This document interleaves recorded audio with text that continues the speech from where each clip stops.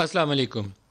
आज हज का बाबरकत दिन है और अल्लाह पाक ने पाकिस्तान के ऊपर ख़ास रहमत की है कि कोरोना का मर्ज़ जिसकी अभी तक दवा नहीं बन पाई और पाकिस्तान जैसे गरीब मुल्क के पास बहुत से वसाइल भी नहीं हैं।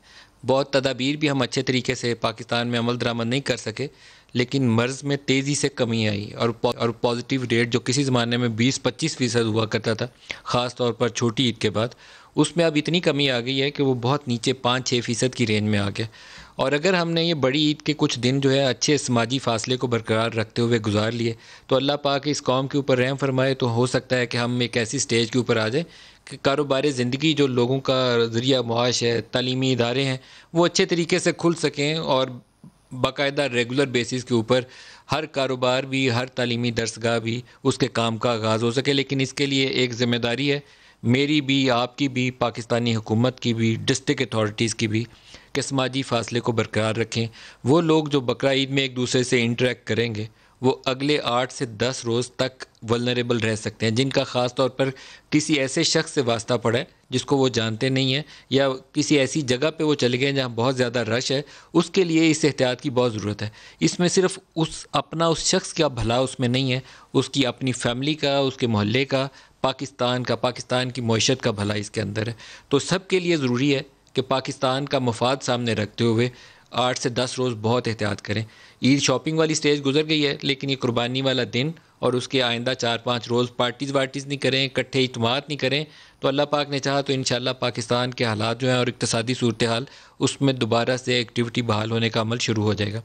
आज के दिन जो हमारे सामने बड़ी खबरें हैं, उसमें तो लेजिस्लेटिव वर्क है जो कौमी असम्बली और सेनेट के साथ कुछ ऐसे बिल्स हैं जो कौमी मुफाद में हैं और कुछ ऐसे इशूज़ हैं जिसने पाकिस्तान को पिछले चंद सालों में पाकिस्तान में तरक्की का अमल रोक के रखा हुआ है। ख़ास तौर पर नैब के हवाले से जो कवानीन है उसमें इसलाह रिफॉर्म्स की, ऐसी रिफॉर्म की जो ट्रांसपेरेंट हो, काबिल कबूल हो, करप्ट लोगों को पकड़ के सज़ा दी जा सके, लेकिन कंट्रोवर्शियल तरीके से नहीं, किसी इनफरादी शख्स की डिस्क्रेशन के ऊपर नहीं, बल्कि ऐसे कानून के नीचे, ऐसे ज़ाब्ते के नीचे जो इंटरनेशनली किसी भी कोर्ट ऑफ लॉ को काबिल कबूल हो, बहुत शफाफ हो, मुतनाज़ा ना हो।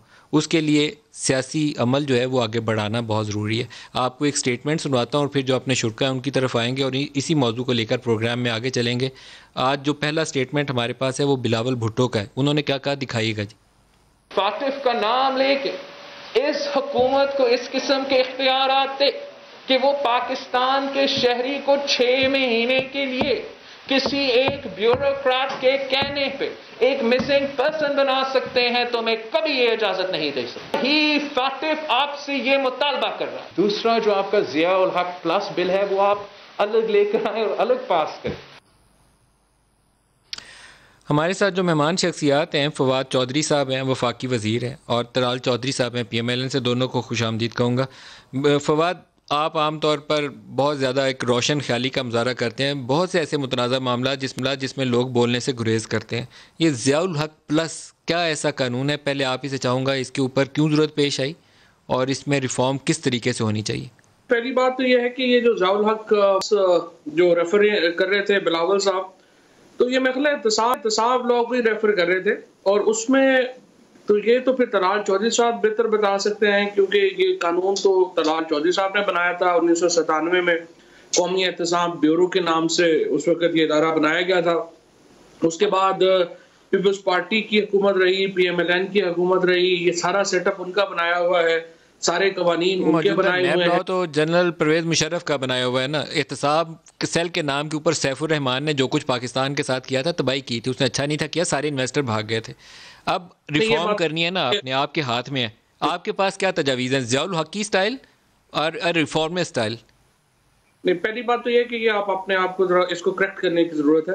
कौमी एहतसाब ब्यूरो 1997 में ये कानून बना था। ये सारे का सारा कानून वो है जो कि नवाज शरीफ साहब ने बनाया था। इसको बाद में सिर्फ अंग्रेजी इसकी कर दी गई थी। कौमी एहतसाब ब्यूरो का नाम नेशनल अकाउंटेबिलिटी ब्यूरो कर दिया गया था। बाकी सारा कानून जो है वो वही है। दूसरी बात यह है कि जो इसके अंदर रिफॉर्म्स के हैं, मेरे ख्याल में इसमें कोई शुबा ही नहीं है कि रिफॉर्म्स होने चाहिए, लेकिन आप देखिए कि इस पे अपोजिशन की इतनी गैर संजीदगी है। जिस तरीके से पहले तो बहुत दिनों से मैं ये बात कहता भी रहा, करता भी रहा कि देखिए, अगर आपको एक तब्दीली चाहिए, आपको ये कानून मंजूर नहीं है, तो उसका तरीका यह है कि आप अपना एक ड्राफ्ट लेके आए और एक ऑल्टरनेटिव सिस्टम दें, क्योंकि देखें अब 5 साल पीपल्स पार्टी रही, 5 साल PMLN रही, इन्होंने तब्दील नहीं किया। मौजूदा नैब का सारा सेटअप चेयरमैन से लेके चपड़ासी तक की जो अपॉइंटमेंट है वो या PMLN की है या पीपल्स पार्टी की है। इनके दीगर जो सारा महकमा है वो सारे का सारा PMLN का अपॉइंटेड है, इनकी तफ्तीशी सारे के सारे लगे हुए हैं उसी दौर के।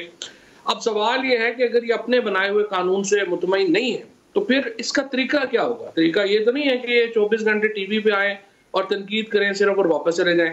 तरीका तो ये है कि आप कहें कि हमें ये कानून मंजूर नहीं है, इसका ऑल्टरनेटिव ये कानून बनाना चाहिए। लेकिन ऑल्टरनेटिव जो ये लेके आए उसमें उन्होंने क्या किया? इन्होंने कहा कि 39 या 38 टोटल शिकें हैं नैब की, उनमें से उन्होंने कहा कि 34 तो डिलीट ही कर दें। और फिर अगर आप उसको उठा के देखेंगे तो हर प्रोविजन PMLN एक लीडर को फायदा पहुंचाने के लिए, पीपल्स पार्टी के लीडर को फायदा पहुंचाने के लिए ले आए। इस तरह तो नहीं कोई अमेंडमेंट करेगा। अगर आपको सीरियस आपने समझते हैं कि कोई डिबेट चाहिए, अगर आप सीरियस चाहते हैं कोई इसके ऊपर चाहिए, ये नहीं हो सकता। अकाउंटेबिलिटी से तो PTI या इमरान खान वापस नहीं हट सकते। ये तो एक बुनियादी नारा है और मेरा नहीं ख्याल कोई भी शख्स इसको सपोर्ट करेगा कि एहतसाब का पूरा निज़ाम ही बंद कर दिया जाए। लिहाजा जो ऑल्टरनेटिव चौधरी ना तो आपकी हुकूमत इनको NRO देगी और ना इस तरह पब्लिकली वो NRO लेकर अपनी सियासी कबर खोदेंगे। लेकिन कुछ चीज़ें मुतनाज़ा हैं। 90 डेज डिटेंशन, इंक्वायरी स्टेज के ऊपर गिरफ्तारी, ये इंडिविजुअल डिस्क्रेशन के ऊपर फैसले हैं, ये दुरुस्त नहीं है। और फिर बर्डन ऑफ प्रूफ के ऊपर एक तनाज़ा है, उसको शफाफ बनाने की ज़रूरत है। ये चीज़ें आपके लिए भी कल काम आएंगी। शफाफियत होगी तो सबके लिए एक जैसा कानून होगा, इंडिविजुअल डिस्क्रेशन होगी तो मिस यूज़ ऑफ पावर होगा, जो अभी सुप्रीम कोर्ट ने कहा भी है। देखिए, इसमें तो कोई शुबा ही नहीं है कि अगर ये एक शफाफियत होगी। लेकिन नदीम मलिक साहब, मैं वैसे इसको थोड़ा सारा मामले को सिर्फ नैब का मामला से ज्यादा मैं तो पूरे जस्टिस सिस्टम रिफॉर्म की बात करता हूँ। अगर आप देखिए कि पाकिस्तान में पुलिस जो आम आदमी की मिख निकालती है, आम अदालतों में सर पहले इसको नैब को अगर फोकस कर लें फिर पुलिस की तरफ भी चलते हैं। इस वक्त इस चीज़ ने पाकिस्तान की इकॉनमी को बिठाया हुआ है, सियासी बेयकीनी है। आप कोर्ट के ऑर्डर ले लें, सुप्रीम कोर्ट का चीफ जस्टिस भी यही कहता है, कारोबारी से पूछ लें वो भी यही कहता है। तो सीरियस टॉक की जरूरत है आपके दरमियान में और अपोजिशन के दरमियान में, ताकि हम इस रोड ब्लॉक को हटा सकें, आगे बढ़े। नैब के ऊपर तो नदीम मलिक साहब आपका दिल इसलिए ज्यादा धड़कता है कि उसमें बड़े लोग पकड़े जाते हैं, और जिसमें बड़े लोग पकड़े जाते हैं उसमें फिर जो है वो सुप्रीम कोर्ट में भी ज्यादा डिस्कशन होती है, उसमें हमारे मीडिया में भी ज्यादा डिस्कशन होती है, उसमें बाकियों के ऊपर भी ज्यादा डिस्कशन होती है। कोई मौलू मसले जिन बड़े लोगों को पकड़ा गया कितनों का केस मंतकी इंजाम तक पहुंचा? जिन बड़े लोगों को पकड़ा गया कितनों का केस मंतकी इंजाम तक पहुंचा? ये प्रॉब्लम है, ये प्रॉब्लम है, यही प्रॉब्लम है जस्टिस सिस्टम में। This is a flaw sir, this is a flaw. No no, it's a flaw in the justice system. आप देखिए कत्ल के केसों में 14-14 साल लोग नहीं काट जाते और उनका केस ही फ्लॉ नहीं लगता।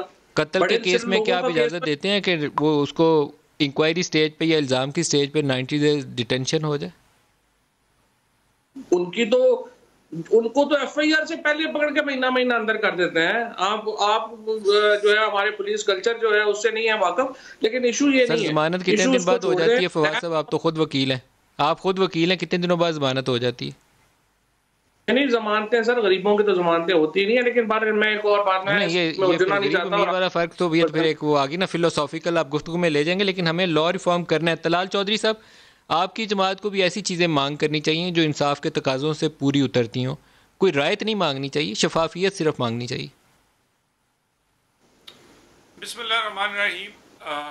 एक तो मलिक साहब, एक बात की क्लैरिटी में से पहले भी हमने बयान किया, मैं भी कर दूं कि इस दफ़ा नेगोशिएशन के लिए हुकूमत ने दावत दी थी। हुकूमत ने कहा था कि नैब कानून को भी हम नेगोशिएट करना चाहते हैं। सबसे पहले तो अगर हमारी कोई चाहत कोई NRO की कोई दूसरी होती तो शायद हम इन्हें अप्रोच करते। सेकेंडली, हमने तो बात ही नहीं की कि उस तरह की रिफॉर्म कर दी जाए जैसे आपने KPK में एहतसाब का अदारा ही बंद कर दिया था। अब फवाद साहब उसको NRO कहेंगे या NRO प्लस कहेंगे या NRO मेगा NRO कहेंगे, जिसमें सारे के सारे केसेस और हर चीज ही खत्म कर दी गई। उसके बाद मैं तो नहीं कह रहा कि फॉरेन फंडिंग की तरह हमें 6 साल की कोई स्टे या उस पर कोई NRO दे दे। हमने ये नहीं कहा कि पेशावर मेट्रो की तरह हम जाकर स्टे ले लें और बैठे रहें, वो बिलियंस का प्रोजेक्ट जो कि सारे कहते हैं मदर ऑफ करप्शन है। बात पता क्या है जी, लेकिन आपको NRO तो किसी न किसी शक्ल में मिले हैं। अंदर तलाल, लेकिन आपको एनआरओ तो आपको भी और पीपल्स पार्टी को मिले हैं। नवाज शरीफ साहब का यहाँ से लंदन जाना, शहबाज शरीफ साहब की गिरफ्तारी मुलतवी होते रहना, जरदारी साहब का रिहा होना, फरियाल तालपुर साहब का, इन्हीं कवानीन के होते जो इन्हें मैं काला कानून कहता हूँ। मैं उन कानूनों को सपोर्ट नहीं करता, मुझे उनसे तहफ़्फ़ुज़ात हैं, क्योंकि बेयकीनी बहुत इन्होंने पैदा कर दिया पाकिस्तान के अंदर। सुप्रीम कोर्ट कहती है, मैं नहीं कहता। तो लेकिन आप लोगों ने राय तो ली किसी ना किसी तरीके से। फवाद चौधरी की हुकूमत से बाला ही बाला मिली हो, लेकिन मिली तो सही। मलिक साहब, मैं उस पर आता हूँ। अच्छी रायत है कि जिन केसेस में सजा करके आपने उनको अंदर बंद किया था, उस फैसले की ट्रेल जो है वो जज की वीडियो है, उसका आज तक फैसला नहीं हुआ। उसके बाद यानी हर चौथे दिन हमें इश्तिहारी और हर चौथे दिन नया रेफरेंस हमारे खिलाफ आता है। जितने लोग हमारे पकड़े गए, उनके जो बेल्स के फैसले आए हैं, उसमें जो कुछ लिखा गया है वो तो सियासतदानों ने भी नहीं कहा इस नैब लॉ के बारे में जो सुप्रीम कोर्ट कह दिया है। चले छोड़ दें हमें, हम तो हवाओं की दूसरी रुख पर है। मैं 1 मिनट के लिए नैब के कानून को साइड पे कर देता हूं। ये पॉलिसी मैटर है हुकूमत की। जहां नैब से कोई एहतसाब से बचा, उसे मंशियात में अंदर कर दिया। जो मंशियात से बचा उसको आपने साइबर क्राइम एक्ट में हमारे सबसे ज्यादा हमारे अपोजिशन और हमारे एक्टिविस्ट पे पर्चे दिए। नादरा ने शिनाख्ती कार्ड कैंसिल कर दिए। सो FIA एंटी करप्शन पॉलिसी के तहत एक उन लोगों के खिलाफ इस्तेमाल हो रहा है जो कि हुकूमत के अगेंस्ट खड़े हैं, जो उनकी नालायकी नाइली पर बात करते हैं। ये इंतहाई अफसोस का मुकाम है कि अपने कवानीन को किसी के खिलाफ इस तरीके से इस्तेमाल करना। लेकिन मैं आपको याद दहानी के लिए बताऊं कि चौधरी निसार साहब आपके वजीर दाखिला थे और PMLN के ही सोशल मीडिया एक्टिविस्ट को FIA उठा कर ले गई थी। पाकिस्तान तहरीक इंसाफ के भी उसमें बच्चे थे, लेकिन पाकिस्तान मुस्लिम लीग नवाज के उसमें ज़्यादा लोग शामिल थे। मुझे उनके ऊपर प्रोग्राम करना पड़ा था। आपकी हुकूमत की आपके वज़ीर दाखिला ने पकड़ा हुआ था। तो ये मिस यूज़ तो आप भी कर सकते हैं किसी टाइम भी। ये तो शफाफियत ना हो तो ऐसा ही होगा ना, काला कानून बन जाता है वो। देखिए मलिक साहब, शफाफियत आप देख लें ना जी, 2 से 3 साल का अरसा देख लें, लगातार इवेंट्स देख लें कि किस तरह हो रहे हैं और किन के खिलाफ हो रहे हैं। यानी चलें सियासतदानों को छोड़ दें, हम तो है ही नहीं अच्छे। यानी जज साहब अगर कोई फैसला उनका पसंद नहीं आया तो उनके खिलाफ रेफरेंस आ जाएगा। मीडिया वाले लोगों को चुन चुन के नौकरियों से निकाला जाएगा। मेरा मतलब हर जगह आवाज दबाने की कोशिश है। जो मर्जी ये कह दे फवाद साहब। बाकी बात है कि ये पार्लियामेंट जो नैब के कानून पे बात करती, मैं तो इसे अवामी पार्लियामेंट ही नहीं समझता। अक्रॉस दी बोर्ड का बात करें ना, इसमें बाकी सारे लोग सर, ये अवामी पार्लियामेंट क्यों नहीं है सर? ये किसकी पार्लियामेंट है? तलाल साहब, ये अवामी पार्लियामेंट क्यों नहीं है? और सिर्फ रह गए सियासतदान। ये वो तो इमरान खान को भी इस पार्लियामेंट को फिर शेख रशीद लानत भेजते थे, आप भी वही काम करने लगे। फर्क तो नहीं हुआ फिर कोई? नहीं, मैं उसका आर्गूमेंट देता हूं मलिक साहब, मैं आर्गूमेंट देता हूं। देखिए क्रॉस दी बोर्ड कब होगी अकाउंटेबिलिटी? क्या सिर्फ सियासतदानों की अकाउंटेबिलिटी होगी तो क्रॉस दी बोर्ड है? जजेस भी हो, जर्नैल भी हो, लेकिन आपने पार्लियामेंट को क्यों कहा कि आप इसको अवामी नहीं समझते? पार्लियामेंट में हौसला नहीं, पार्लियामेंट के साथ क्या मसाइल है? आप लोग इस फ्लोर को इस्तेमाल नहीं करना चाहते जहाँ पे आप मुंतखब होकर पहुंचते हैं, तो फिर तो आपको हल नहीं मिल सकता यहाँ से। हल तो फिर कहीं और से मिलता है। नहीं देखिए ना, गुजारिश है ये पार्लियामेंट के अंदर जब आप सीरियसनेस आपकी ये होगी, मेरा मतलब मेरा भाई है मुराद, कि जब आप उसको कंटेनर बना लेंगे, आप सीरियस बात नहीं करेंगे अपना मुराद से लेकर और इनके सीनियर तरीन कुरैशी साहब तक, जब आप पार्लियामेंट में सिर्फ तीली लगाने के लिए आएंगे, वहां पर तेल फेंकने के लिए आएंगे, माहौल को आप खराब करने के लिए आएंगे, तो फिर क्या कानून साजी होगी? सो ये पार्लियामेंट के अंदर माहौल बनाना हुकूमत की जिम्मेदारी है और हुकूमत जिम्मेदारी निभाती नहीं। जो मुज़ाकरात होते हैं अंदर बात कुछ होती है, बाहर आके पॉइंट स्कोरिंग करते हैं, कभी प्रेस टॉक कर देते हैं, कभी ऐसी तकरीर कर देते हैं। ये तो मेरा ख्याल है इखलाकियात के या सियासी जो इखलाकियात इक़्तिदार है उसके भी खिलाफ है। सो ये कोई चीज फॉलो नहीं कर रहे और ये चाहते ही नहीं है कि कोई रिफॉर्म हो। अब चले नैब छोड़ दे, कौन सा रिफॉर्म इन्होंने किया आज तक?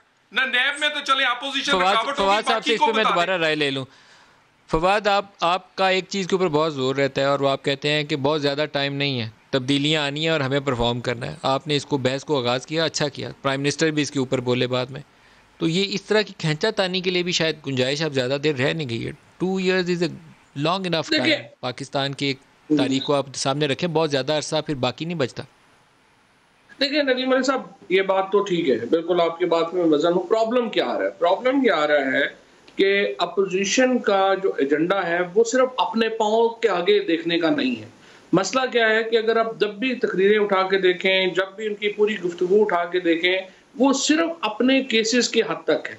इसके आगे उनका कोई एजेंडा ही नहीं है। अगर प्रॉब्लम ये है कि ये जितनी खौफनाक तस्वीर तलाल चौधरी साहब ने खींची है, मुझे नहीं पता ये कहाँ पे रहते हैं आजकल, क्योंकि कुछ ऐसा पाकिस्तान में नहीं हो रहा। पाकिस्तान में जो तमाम लोग हैं, तलाल चौधरी साहब टीवी के ऊपर आके कहते हैं कि पार्लियामेंट जो है उसको मैं मानता ही नहीं हूँ। तो ये इससे ज्यादा फिर अब मुझे नहीं पता कि क्या इजहार ख्याल की आज़ादी जो है वो हो सकती है किसी को। तो अब ये बात ये है कि आकर के ये गुफ्तगू इस तरह की तो करते हैं अपोजिशन वाले, लेकिन एजेंडा, क्योंकि अपोजिशन अपने क्राइसिस में है। देखें पीएमएलएन में, हमारे मुल्क में जो पॉलिटिकल पार्टीज के स्ट्रक्चर्स नहीं है, लीडर पार्टी से बड़ा होता है। अब यहाँ पे चूंकि नवाज शरीफ नहीं है तो पीएमएलएन को पहले तो यही नहीं समझ आ रही कि उनको लीड किसने करना है। एक दिन मरियम नवाज साहब आ जाती हैं, तलाल चौधरी साहब आ जाते हैं, दूसरे दिन जो है वो शहबाज शरीफ साहब आ जाते हैं, तीसरे दिन खाकान अब्बासी, चौथे दिन ख्वाजा आसिफ। तो ये इस वक्त पीएमएलएन की लीडरशिप जब तक क्लियर ना हो, उनको नहीं पता होगा उन्होंने क्या पॉलिसी फॉलो करनी है। दूसरी पीपल्स पार्टी जो है उसको आपने देखा कि हम तो जाहिर है उस पीपल्स पार्टी को जानते हैं जो कहते थे चारों सूबों की जंजीर बेनजीर। अब उस पार्टी को बड़ी मेहनत से इन्होंने पहले सिंध की पार्टी बनाया, अब उनकी लीडरशिप बड़ी मेहनत से उसको सिर्फ इंटीरियर सिंध की पार्टी बना रही है। लिहाजा इस वक्त जो अपोजिशन का कद है वो इतना छोटा हो गया है कि वो सिवाय इसके कि उनकी तमाम पॉलिटिक्स, तमाम एफर्ट सिर्फ ये है कि किसी तरीके से हम केसेस से निकलें। और ये जो अभी भी आपने ड्राफ्ट देखा जो इन्होंने पेश किया अपोजिशन ने हुकूमत को, पाकिस्तान पीपल्स पार्टी की कमजोरी और बिलावल भुट्टो की इनएबिलिटी के वो लोगों को मोबिलाइज करें, और पाकिस्तान मुस्लिम लीग नवाज के अंदर 2-3 अलग-अलग जो स्कूल ऑफ थॉट हैं वो आपके हक में जाते हैं कि अपोजिशन कमज़ोर है तो आप अपना काम अच्छे से आगे बढ़ाते जाएं। आप तो आगे बढ़ नहीं रहे ना। पाकिस्तान का जो सिचुएशन है इस सियासी बेयकीनी अबतरी की वजह से और नैब के इन कामों की वजह से हम एक जगह पर रुक गए, और जब मुल्क रुक जाए तो इसका मतलब है आप नीचे गिर रहे हैं। वहाँ खड़े नहीं आप रह सकते, आप नीचे गिर रहे होते हैं। नहीं, मुल्क तो खैर नहीं रुका नहीं है। अभी ये जो कंस्ट्रक्शन पैकेज आया है इसका जो शुरू के जो तमाम इसके अदाद शुमार हैं वो बड़े मुस्बत हैं। आज आप देखिए कि सीमेंट की जो कंजम्पशन है उसमें जो आज की इजाफा रिकॉर्ड हुआ है, रिकॉर्ड इजाफा आया है। तमाम इंडस्ट्री जो है वो चल रही है इसके साथ। लेकिन ना ये तो जाविया है कि आप क्या देखना चाहते हैं।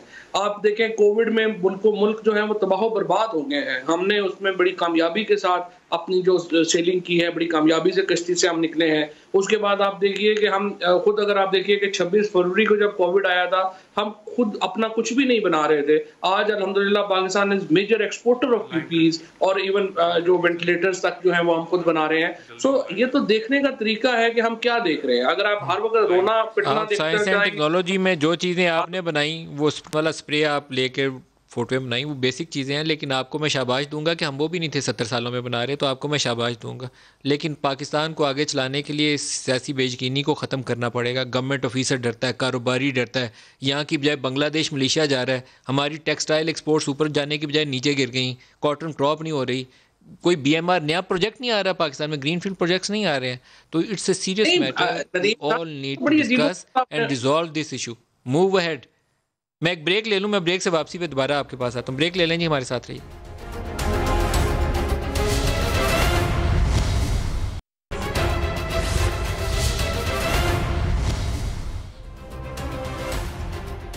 Welcome back. तलाल चौधरी साहब, आप जो दो अपोजिशन की बड़ी जमातें हैं, नून लीग भी और पीपल्स पार्टी भी, शायद उनका तवज्जो पाकिस्तान में रिफॉर्म्स के ऊपर ज़्यादा आ जानी चाहिए। ये बहस के नवाज शरीफ कब आएंगे और क्यों निकाला और मुझे क्यों निकाला और जरदारी साहब वापस आएंगे, शायद आप प्लेट में रख के, जैसे वो माजी में आई जाए बनी, उस ज़माने से बहुत आगे निकल गया ज़माना। आपको फोकस अपना चेंज करना चाहिए, रिफॉर्म्स की तरफ आइए, election reforms, economic reforms, legal reforms, इसकी तरफ आपकी जमातों का तवज्जो ज़्यादा करने की ज़रूरत है। बिल्कुल मलिक साहब, आप ठीक कहते हैं। और मैं फवाद चौधरी साहब अभी इस तरह बात कर रहे थे कि जैसे नैब कानून ही रह गया है, बाकी पूरा पाकिस्तान उन्होंने रिफॉर्म कर दिया है। देखिए 18th अमेंडमेंट के बाद सूबों के पास 50% से ज़्यादा ऐसी चीज़ें हैं जहाँ रिफॉर्म्स की ज़रूरत है। प्रोसिक्यूशन से लेके क्या कहते हैं पुलिस और बाकी तमाम मामला जो हैं, यानी 3 सूबों में इनकी हुकूमत है। मुझे ज़रा कोई एक चीज़ ये बता दें, इनके पास 2/3 से ज़्यादा मेजॉरिटी है KPK में, कोई एक रिफॉर्म हुआ, कोई बलोचिस्तान में, कोई उसके बाद रही पंजाब, वहां पर आज के दिन तक कमेटियां ही नहीं बन सकी जिन्होंने आगे ये कानून साजी का काम आगे बढ़ाना होता है। स्टैंडिंग कमेटियां नहीं बन सकी, ये 2 साल हो गए। बाकी रही वफाक में बात, चले 1 मिनट, नैब के कानून में हमारी कोई पर्सनल इंटरेस्ट है, हमारे केसेस हैं, हम रिफॉर्म्स अपनी मर्जी से कोई चाहते हैं, छोड़ दें उसको, ना करें उसको। मुझे ये बताइए क्या टैक्स इन्होंने रिफॉर्म करना था, वो टैक्स जितने क्या कर दिया। सर्कुलर डेट मलिक साहब आपने बड़े प्रोग्राम किए हैं, वो इस वक्त कितना है, यानी वो तकरीबन 2500 अरब के करीब पहुंचा हुआ है। वो किसने रिफॉर्म करना है। तो बात ये इनकी तवज्जो है ही नहीं। देखिए जब तक जहां गवर्नमेंट्स हो, गवर्नमेंट ना चाहती हो तो अपोजिशन क्या कर सकती है। हमारा बिल तो नहीं पास होता जी, हमें तो देखे ना ये मिलकर हो सकता है। और आप देख लें जब भी हुकूमत ने, जब कोई ऐसा नेशनल इशू हुआ है या ऐसी रिफॉर्म्स का मामला हुआ है, हम बैठे हैं। आज भी 2 बिल पास जो 2 हुए हैं उसमें हालांकि इन्होंने हमें डॉज करने की कोशिश की, 180 दिन की डिटेंशन जो ज़ियाउल हक प्लस की बात होती है बिल लेकर आए, हमने उसके बावजूद उसको ड्रॉप करवाने के बाद दूसरे पास किए। लेकिन मामला ये गवर्नमेंट को तवज्जो देनी होगी, उसके बगैर अपोजिशन नहीं रिफॉर्म कर सकती। 18th अमेंडमेंट के बाद 3 सूबे और वफाक इनके पास है। मुझे ये बता दें इन्होंने कौन से इनिशिएटिव लिए हैं जिसमें हम रुकावट बने हो। एक फवाद चौधरी साहब, शायद उससे भी बड़ा इशू है, उस पर साथ साथ अगर बात करते जाए, आज इस्लामाबाद हाई कोर्ट का फैसला भी आया है ड्यूअल नेशनल्स के हवाले से। सुप्रीम कोर्ट इसके ऊपर पहले भी एक जजमेंट दे चुकी है, लेकिन इशू और बहस उससे ज़्यादा बड़ी है। पाकिस्तान की खिदमत करने की जब बात आती है तो पाकिस्तान में आप कितना इनकम टैक्स अदा करते हैं, वो सबसे पहली और अवलीन शर्त होनी चाहिए। ड्यूअल नेशनल्स की एक प्रोविजन मौजूद है ऐसे PMs के लिए जिसको इस्तेमाल किया जाता है। वो लोग जो पाकिस्तान में 4 आने रत्ती मासा टैक्स अदा नहीं किया, वो कहते हैं हमने पाकिस्तान की बड़ी खिदमत की है। तो आप लोगों को इस पर ज़्यादा ट्रांसपेरेंट होने की ज़रूरत है। और 2 लोग जिन्होंने इस्तीफ़ा दिया उनमें से एक के ऊपर अद्वियात का स्कैंडल चल रहा है और एक के ऊपर वो NGO वाला इशू सामने आ गया है। अभी बल्कि आप इस पर ज़्यादा रोशनी डाल सकते हैं कि अद्वियात वाले इशू में रज़ाक दाऊद साहब के ऊपर भी सवालात हुए कि वज़ारत तजारत ने इजाज़त कैसे दी थी। काबीना के अंदर सवाल उठे, शायद आपने भी उठाया हो, आपके कुछ साथियों ने उठाए थे। नहीं, ये तो खैर दुरुस्त नहीं है। मैं समझता हूँ डॉक्टर जफर मिर्जा जो थे बड़े ऑनरेबल आदमी थे और कोई उनके ऊपर स्कैंडल नहीं चल रहा। ये जो दवाइयों वाला मामला है इसका मैं आपको वजाहत कर दूं कि ये था कि काबीना ने फैसला ये किया कि इंडिया से जो दवाइयों की इंपोर्ट है उसको सिर्फ लाइफ सेविंग ड्रग्स तक महदूद रखा जाए, इससे बाहर ना जाया जाए। लाइफ सेविंग ड्रग से जो काबीना ने उस वक्त बात की वो मुराद थी कि जो बिल्कुल ज़िंदगी के लिए क्रिटिकल दवाइयाँ हैं और आपको और कहीं से नहीं मिल रहा तो वो आप इम्पोर्ट कर ले चले इंडिया से भी, और बाकी हमने तमाम जो इम्पोर्ट एक्सपोर्ट थी इंडिया से वो रोक दी। हुआ ये कि जो लाइफ सेविंग ड्रग्स की डेफिनेशन हुई है ड्रग्स एक्ट में, और वो लिस्ट जो है वो 453 दवाइयों की बन गई। इसमें विटामिन भी शामिल हैं, उसमें बाकी चीज़ें भी शामिल हैं। वो फिर दोबारा जब आया तो काबीना ने उसके ऊपर एतराज़ किया कि जो मुद्दा था या जो मकसद था काबीना का वो तो ये नहीं था कि ये इस तरह से आप इम्पोर्ट की इजाज़त दें, वो तो बिल्कुल महदूद दवाइयों का रखना था। तो उसमें डॉक्टर जफर मिर्जा साहब का तो इतना कसूर नहीं था, वो तो एक लीगल हिच थी जिसका प्रॉब्लम था। दूसरी बात यह है फिर रज़ाक दाऊद साहब से पूछा गया तो उन्होंने क्या वजाहत की? नहीं, वो तो कानून में था ना, तो जो वो तो एक it was kind of a legal glitch जिसको दूर करना था, वो दूर हो गई। रज़ाक दाऊद साहब ने इसकी वजाहत नहीं की, उनके पास एक्सप्लेनेशन नहीं थी इसकी। नहीं, देखिए ना इसकी वजाहत क्या होगी अगर आपकी एक लीगल डेफिनेशन मौजूद है और वो लीगल डेफिनेशन काबीना के फैसले से मुतसादिम थी तो उसको ठीक कर लिया। अब उससे पहले जो है वो ठीक नहीं था, तो अब FIA की उसके ऊपर इंक्वायरी चल रही है। अगर ये मेलाफाइटी हुआ जिन जिन लोगों का वो आ जाएगा, जिसका मेलाफाइटी नहीं होगा वो नहीं है। लेकिन इसमें रज़ाक दाऊद साहब का या डॉक्टर जफर मिर्जा का इसमें कोई बड़ा प्रॉब्लम जो है वो नहीं था। अच्छा, अब दूसरी तरफ आइए, जो आपने ये बात की कि ये जो डुअल नेशनल का या जो हाईकोर्ट का फैसला बिल्कुल दुरुस्त है, उसमें कोई दो राय नहीं है। देखिए काबीना जो है वो आर्टिकल 91 में डिफाइंड है। उसका मतलब है वज़ीर आज़म और कैबिनेट मिनिस्टर्स ये एग्जीक्यूटिव अथॉरिटी एक्सरसाइज करते हैं। ऐसे PMs हो गए, एडवाइजर्स हो गए, मिनिस्टर ऑफ स्टेट्स हो गए, ये अपॉइंट करना प्राइम मिनिस्टर का प्रेरोगेटिव है और ये डिसीजन मेकिंग प्रोसेस में मदद करने के लिए अपॉइंट किए जाते हैं। और ये क्या उनकी इनकम टैक्स पब्लिक नहीं होनी चाहिए? MNAs की पब्लिक इनकम टैक्स आती है ना सालाना, तो जिन लोगों को ये आप सादत देते हैं कि पाकिस्तान के ऐसे PMs बने, एडवाइजर्स बने, उनकी इनकम टैक्स तो बाइंडिंग होनी चाहिए, प्री कंडीशन होनी चाहिए। लेकिन नदीम मलिक साहब यही बात तो मैंने सबसे पहले मैंने की, फिर गुलाम सरवर खान साहब ने की, और बाकी ये सिर्फ PTI की हुकूमत में ये हो सका ना कि ये पब्लिक हुई। आप देखिए नवाज शरीफ साहब की तो सारी इनकम टैक्स अभी नहीं पब्लिक हुआ। मैं तो नहीं जानना इनकम चाहता हूँ हमारे फाइनेंस मिनिस्टर कितना इनकम टैक्स देते हैं। मेरा ख्याल है जीरो टैक्स फाइलर है, तो मुझे नहीं मालूम अभी तक। नहीं मैं तो जानना चाहता नहीं हूँ। नहीं नहीं, उनकी तो जब टैक्स डायरेक्टरी आनी है वो तो लाजमी है कि वो डिक्लेयर करेंगे। और मैं वो तो आपसे आपने 2 सालों से क्लियरली छापा ही नहीं है, और वैसे वो रुकने पार्लियामेंट नहीं है, उनकी वो नंबर नहीं छपेगा। हफीज शेख साहब का क्यों नहीं, छपेगा जी? मैं आपसे 100% मुत्तफिक हूँ। उन्होंने अपना जो भी पाकिस्तान में मिनिस्टर्स हैं उनको उनका जो है वो टैक्स फाइलिंग रिटर्न्स आनी चाहिए, बिकॉज हम तो जो सारे एमएनएस दे रहे हैं तो जो काबीना में बैठता है उसको तो लेकिन देनी क्या पड़ेगी। फवाद ये तो साहब, फिर ये शुरुआत नहीं है उस चीज़ की जो आपने पहले कहा था कि 6 महीने के अंदर अंदर तब्दीली ना आई तो गड़बड़ हो जाएगी, जो नॉन परफॉर्मिंग है वो जाएगा, तो जाने का अमल शुरू हो गया। अच्छा, एक सेकंड पहले पहले मैं ये बात मुकम्मल कर लूँ। अच्छा, अब ये है कि एसेट्स वगैरह तो उन्होंने डिक्लेयर करने हैं और वो लाजमी तौर के ऊपर जो है उनको डिक्लेयर करने चाहिए। सर, जो इनकम 2 साल टैक्स के से साथ मैं एक वजाहत कर दूं आपको माजरत के साथ, जब आप इनकम टैक्स फाइल करते हैं तो wealth tax statement is binding. आप भी जमा कराते हैं ना, आपकी भी जमा होती है, जी तो द बेसिक थिंग इज कि इनकम टैक्स दें, साथ वेल्थ टैक्स स्टेटमेंट आएगी। ये लॉ हमारा कहता है, इसमें ऑप्शन नहीं है।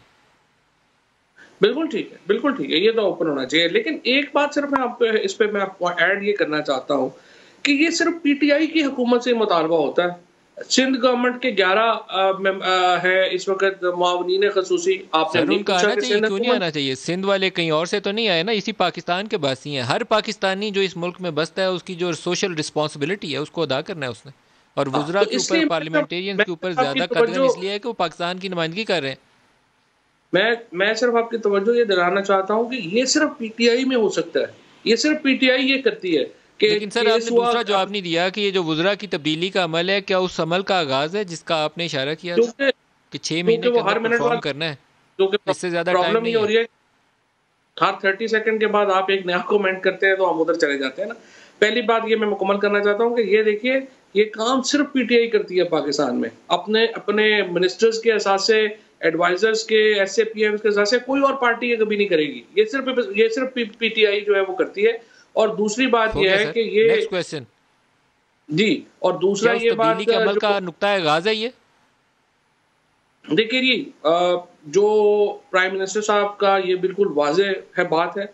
ये जो अगले 5-6 महीने हैं, ये इनमें नया जो आपने जो भी इनिशिएटिव लेने हैं मिनिस्ट्रीज ने वो ले लेने, और इससे एक तय करनी है हमने अपनी जो हमारा जो सफ़र है, जो अगला अब मिड टर्म में पहुंच रहे हैं। मिड टर्म के बाद अब ये जो मिड टर्म के बाद जो है ज़ाहिर है आपकी अगला टर्म जो शुरू होनी है उसमें आपने अपने प्रोजेक्ट्स जो भी आपने इनिशिएट करने हैं वो कर लेने हैं और उनको मुकम्मल की तरफ लेके जाना है। लिहाजा बहुत इंपॉर्टेंट है कि वो तमाम मिनिस्टर्स हैं, ये प्राइम मिनिस्टर साहब ने वाज़ेह तौर के ऊपर सबको कहा है, और जो तत्हीर का अमल प्राइम मिनिस्टर साहब ने शुरू किया है वो मेरा ख्याल है बढ़ेगा और उसमें इजाफा होगा, और यकीनी तौर के ऊपर आपको बड़ी ये बहुत तब्दीलियाँ। इंपॉर्टेंट स्टेटमेंट है जी, बड़ी खबर चलाई है इसको कि ये तत्हीर का अमल बढ़ेगा, आगे चलेगा। ये तलाल साहब, आप इसको शाबाशी देंगे? ये एक तत्हीर होनी चाहिए, नॉन परफॉर्मिंग जाना चाहिए, इसमें कोई मजायका नहीं है। वो साल 6 महीने लगे, 2 साल लगे, बल्कि असद उमर से आगाज़ हुआ था। असद उमर इकनॉमिक साइड पे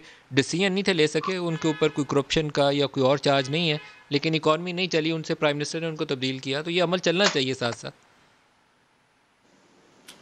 देखिए जी, बिल्कुल ये अमल तो चलना चाहिए, और इसमें फवाद साहब ने भी अपना हिस्सा डाला, ये जो मुशीरान हैं इनके बारे में। लेकिन मेरी गुजारिश ये है कि देखिए ना, मुशीर जो है उसको 62-63 पर पूरा उतरना ज़रूरी नहीं है। अगर फवाद चौधरी कुछ ख़राब करेगा, मैं उसके खिलाफ इलेक्शन कमीशन जा सकता हूँ, मैं उसके खिलाफ कोर्ट में जा सकता हूँ। अगर कहीं से रिलीफ मुझे ना भी मिले तो अवामी अदालत में मैं केस लेके जाता हूँ जब अगली दफ़ा ये इलेक्शन के लिए जाएंगे। वो जो मुशीर हैं जो वो लूट के या वो कुछ लेकर चले गए हैं, उससे मैं कहां से जवाब लूंगा मेरे भाई? यानी वो अब वो कहानियां रह गई हैं कि वो आए थे, वो चले गए। और इसी तरह की सबसे ज्यादा खजाने की कुंजी जिनके पास है वो मुशीर साहब है। वो अब आपने बड़ी दफा कहा है कि इनकम टैक्स कितना देते हैं, कौन है, कोई इनकी कान पर जू नहीं रही थी। और ये कह देना कि ये जी बहुत कोई अच्छा काम कर रहे हैं, खराब काम भी इन्होंने किया है। हमारी दफा एक मुशीर बना था, वो भी एक छोटे से महकमे का, वो 6 महीने नहीं निकाल सका था। यहां पर दर्जनों मुशीर हैं और ये दनिस्ता लगाए गए हैं, और ये खान साहब ने जानबूझ के लगाए हैं। अगर खान साहब की ये अथॉरिटी है कि वो जिसको मर्जी लगाएं, तो फिर मेरा ख्याल है पूछ भी उन्हीं से होनी चाहिए कि लगाए क्यों है उन्होंने और क्या वजह है। तलाल साहब, लेकिन आप जमातों से मुझे एक शिकवा है, खास तौर पर जो अपोजिशन में आप जैसे दो बड़ी जमातें हैं ना, नून लीग और पीपल्स पार्टी वाले, ये जो सवाल मैं इन प्रोग्रामों में पूछता हूँ, मेरे पास कोई इख्तियार नहीं है कि मैं इनको मजबूर कर सकूँ। आप लोगों के पास इख्तियार है कि आप कौमी असम्बली और सेनेट के फ्लोर पर इनको मजबूर करें कि आपको बताएं कि ये मशीरान कितना इनकम टैक्स अदा करते हैं, रजिस्टर्ड भी हैं कि नहीं है। आप वो जवाब लें, हम उसके ऊपर प्रोग्राम करें। आप लोग वहाँ जाके ये जहमत ही नहीं करते। अपना भी बताएं, उनका भी पूछें। सर देखिए जी, बिल्कुल आप ठीक कहते हैं। हम तो जो पार्लियामेंट का फोरम है उसे यूजफुल बनाने की कोशिश करते हैं, लेकिन वहां तो आप देख लीजिए ना जी, कोई एक इनसे सवाल पूछ लिया जाए, हमें जवाब देने के लिए कोई होता नहीं। वो वजीर आजम इमरान खान जो कहते थे हर हफ्ते मैं सवालों का जवाब दूंगा, साइकिल पर आया करूंगा, साइकिल छोड़ दें, वो हफ्ता ही आज तक नहीं आया जब हमसे जवाब मांगे।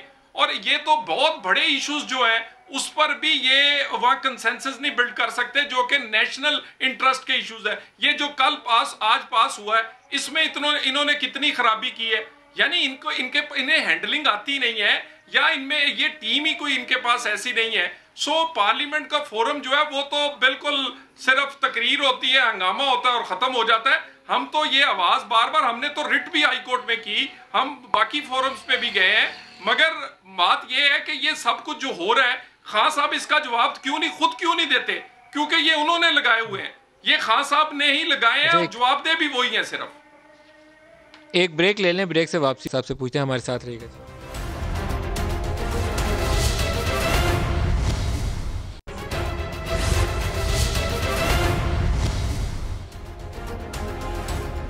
Welcome back. फवाद चौधरी साहब, एपीसी ईद के बाद क्या आपके लिए दर्द-ए-सर बन सकती है? देखिए, मैं आपको बताऊं कि एक तो पहले तो मैं जो तलाल चौधरी साहब ने बात की है कि प्रोविंशियल गवर्नमेंट्स की, बिल्कुल वो बात सही है। देखिए, प्रोविंशियल गवर्नमेंट्स में प्रॉब्लम ये है कि जब तक प्रोविंशियल फाइनेंस कमीशन अवार्ड्स ना हो, जब तक सूबे अपने वसाइल को इजला में ट्रांसफ़र ना करें, ये रवाज अनफॉर्चुनेटली तलाल चौधरी साहब के जो लीडर हैं, शहबाज शरीफ जब आए पंजाब में और उसके बाद पीपल्स पार्टी ने सिंध में आई, तो अनफॉर्चुनेटली ये वो 2008 से प्रोविंशियल फाइनेंस कमीशन का बेड़ा गर्क हुआ। और उसके बाद से अब ये सारे एनएफसी के लिए तो उनके गले बैठते हैं रोज कहते हुए, प्रोविंशियल फाइनेंस कमीशन ये कर नहीं रहे, जिसकी वजह से जो सारे मामलात हैं वो उस तरह से नहीं हुए जिस तरह से बुराई की जड़ फवाद चौधरी साहब लोकल गवर्नमेंट्स का ना होना है, जिसमें सियासी हुकूमतों की ओनरशिप ही कोई नहीं। इससे तो जनरल परवेज मुशर्रफ का मॉडल बेहतर था, जो एक डिक्टेटर था। कराची पूरा डूबा हुआ पानी के अंदर, अगर फंक्शनिंग लोकल गवर्नमेंट होती तो वहाँ कूड़ा होता, सड़कों के ऊपर पानी होता, लोगों के बेडरूम में पानी होता। तो ये प्रॉब्लम है जिसको हम अंडरस्टैंड नहीं कर रहे। नहीं, गवर्नमेंट तो अंडरस्टैंड कर रही है, फेडरल कैबिनेट ने तो 3 दफा कह चुके हैं, लेकिन बहरहाल अब सुप्रीम कोर्ट में केस है, मुझे उम्मीद है कि जल्द फैसला वहां से हो, ताकि असल देखिए तमाम जो ग्रास रूट प्रॉब्लम तो ये है कि वसाइल नहीं है, वसाइल होंगे तो चीज़ें ठीक होंगी। और ये वसाइल जो है वो डिस्ट्रिक्ट्स पे जाना बड़ा इंपॉर्टेंट है कि ये जो है वहाँ पे जाए। अच्छा, एपीसी का जहाँ तक बात है, देखिए एपीसी का एक ही इशू है, मुझे तो बड़ा अफसोस है कि पीपल्स पार्टी जैसी पार्टी जो है उनका इतना वो इन्फ्लुएंस ही नहीं रह गया। वो लाहौर में मेरा ख्याल है वो अगर इस वक्त कोई किसी शादी हॉल में भी जलसा करें तो वहाँ पे बंदे पूरे कर नहीं कर सकते। इस वक्त पीपल्स पार्टी के हाल ये हो गया है। सो वो क्या कर रहे हैं कि वो अब रोज जो है वो लिबरल प्रोग्रेसिव पाकिस्तान की तो बात करते हैं, लेकिन हुकूमत के खिलाफ तहरीक चलाने के लिए वो मौलाना फजलुर रहमान के मदरसों के बच्चों पर रिलाई करना चाहते हैं। तो इससे आप मॉरल बैंक्रप्सी का अंदाजा कर लें कि हमारी इस वक्त जो अपोजिशन की दोनों पार्टीज हैं उनकी मॉरल बैंक्रप्सी जो है वो क्या है। नून लीग का आपके ख्याल में फवाद, मैं इससे पहले कि तलाल से जवाब लूँ, ये बात आपकी दुरुस्त है कि बिलावल मोबिलाइजेशन अवाम की नहीं कर सकते। नून लीग तो गढ़ था उसका पंजाब, नून लीग को क्या अलमिया है, वो क्यों नहीं मोबिलाइज कर सकते? नहीं, नून लीग नहीं कर सकती। देखिए, नून लीग को पहले अपना लीडर तय करना होगा ना। मरियम नवाज जो है वो होंगी या शहबाज शरीफ भी बंदे नहीं तय कर सकते, बंदे इकट्ठे नहीं कर सकते। आप शहबाज शरीफ साहब को कहें लाहौर में जलसा करके निकालें। मरियम नवाज कर सकती हैं अगर वो मैदान में निकले। नहीं, मरियम की शहबाज शरीफ से ज्यादा कैपेसिटी है बंदे इकट्ठे करने की। आप तलाल चौधरी साहब की तरफ आते हैं। तलाल साहब, आप पहले अपनी डायरेक्शन सीधी कर लीजिए, वो कहते हैं किबला दुरुस्त कर लो। देखिए मलक साहब, ये बात कह देना कि जी हमारे कोई इंटरनल प्रॉब्लम है, ये सिर्फ भाई कभी आज तक कोई सामने तो नहीं आए। यानी जब भी मैंने तो देखा है, पहले सारी उम्र मैंने ये सुना है जब मैं छोटा स्कूल में था जी कि नवाज शरीफ शहबाज शरीफ के इख्तलाफात है। मैंने शहबाज शरीफ को नवाज शरीफ से एक कदम पीछे चलते देखा है, मैंने तो बराबर भी चलते नहीं देखा। देखिए एक पूरी हिरारकी है, मियां नवाज शरीफ ही लीडर है, सदर जो है वो शहबाज साहब है, मरियम नवाज साहबा नायब सदर और बाकी हमारे सीनियर्स हैं। बाकी एक बात जरा इस बात से हटके ना, ये जरा इतना जरूर ज़हन में रखें कि एक कामयाब एग्जाम्पल जो है वो अवामी शो के बाद वो जो है वो हमारे पास ये है कि नून लीग निकली थी और अदलिया जो थी वो गुजरांवाला बहाल हो गई थी। तो फवाद साहब किसी गलत फहमी में ना रहे, जिस दिन पूरी जनरल कियानी के टेलीफोन कॉल का शुक्रिया अदा करिए सर जनरल कियानी के टेलीफोन कॉल का शुक्रिया अदा करिए। लेकिन एक बात फवाद चौधरी साहब ने दुरुस्त कही है कि मरियम नवाज पब्लिक मोबिलाइजेशन ज़्यादा अच्छे से कर लेंगी बाकी लीडर्स की निस्बत, तो your party has to take a decision. अगर आपने कुछ करना है तो फिर अग्रेसिवली करना है, फ़ोन कॉल्स के इंतज़ार करे बगैर। देखिए ना, ये बात हमारी पार्टी के पास है, किस पोजीशन को किस वक्त किसको खिलाना है और किस पोजीशन पे खिलाना है। इसमें कोई शक नहीं कि मरियम साहबा जो है वो क्राउड पुलर है और उन्होंने बड़ा काम किया इलेक्शन से पहले भी। इलेक्शन ये पिछले साल की रिलीज जिस पर ब्लैकआउट था पूरा मीडिया का, लेकिन वो हिस्सा तो फिर आपकी एपीसी करेगी क्या स्ट्रेटजी होगी? क्योंकि शहबाज साहब तो अभी तक उसके अंदर बैठने से गुरेजा थे, तो वो अग्रेसिवली आगे नहीं आएंगे। हमने नवाज शरीफ की गिरफ्तारी के वक्त देख लिया था उनका रद्द अमल, वो थोड़ा सा पीछे बैकफुट पे खेल रहे हैं आजकल, मालूम नहीं बेटों के केसेस शायद परेशान होने कर रहे हैं, तो वो अग्रेशन नहीं है आपकी जमात के।